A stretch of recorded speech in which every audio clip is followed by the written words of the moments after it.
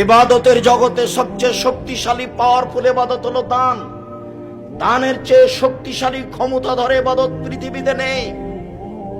আপনি যদি দান করেন তাহলে আল্লাহর রাগ মিটে যাবে, আল্লাহ আপনাকে জাহান্নামে দিবেন সিদ্ধান্ত নিয়ে আছেন।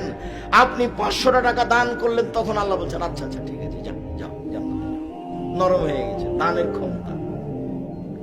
আপনার মায়ের কবরে শাস্তি হচ্ছে, আপনি 5000 টাকা দান করলেন, কবরের শাস্তি বন্ধ। আমি বলিনি, এই কথা মুহাম্মদ সাল্লাল্লাহু আলাইহি ওয়াসাল্লাম বলেছেন। রাসূল সাল্লাল্লাহু আলাইহি সাল্লাম বলেন, পানি যেমন আগুনকে নিভাতে পারে, দান তেমন পাপকে নিভাতে পারে। বিচারের মাঠে যারা দান করবে তারা দানের ছায়া তলে থাকবে। যতক্ষণ পর্যন্ত বিচার চলবে ততক্ষণ পর্যন্ত দানের ছায়া তলে থাকবে। আমি অনুবাদক মুহাম্মদ সাল্লাল্লাহু আলাইহি ওয়াসাল্লাম এভাবে বলেছেন। পৃথিবীতে সবচেয়ে শক্তিশালী ক্ষমতা ধরে ইবাদত হলো দান। এর পরেও যদি সালাত না থাকে তাহলে আল্লাহ দানের মতো ইবাদতকে কেটে দিবেন।